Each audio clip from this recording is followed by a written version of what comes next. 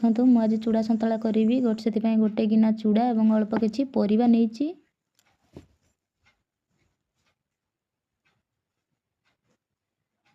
कड़ेई मु गरम करिकि सेथिरे 2 चम्मच रिफाइन तेल पकेइछि एवं सेथिरे हाफ चम्मच घिओ को पकेइछि।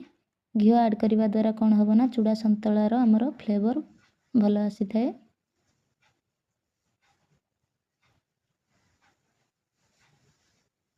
एवं सेथिरे मु अल्प बादाम एवं काजू को हल्का भाजी की बाहर कर देछि।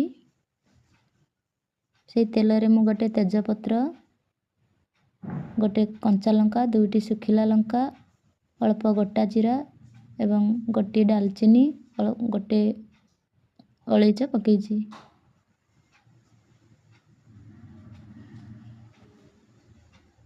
एवं सेथिरे गोटे पियाज को पकेइकि अल्प समय भाजीछि। एथिरे गोटे टमाटो ऐड करिछि।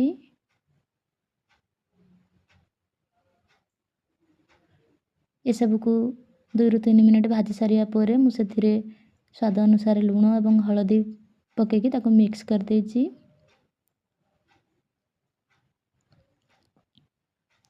किछि समय परे मु सेथिरे अल्प पानी देछि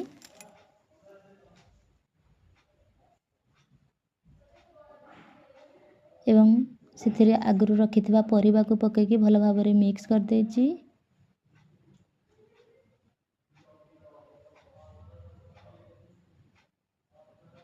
एवं मु ताको कवर करके 5 मिनिट फुटिया पई छाड़ देछि। एबे मु गोटे कंसारे चूड़ा पानी नै कि चूड़ा को अल्प धोईकी परिबारे पकेइछि। चूड़ा को बेसी धोइबेनी नहले से टेला हे जिवो। एवं चूड़ा को ए परिबा सहित भल भाबरे मिसेई देछि।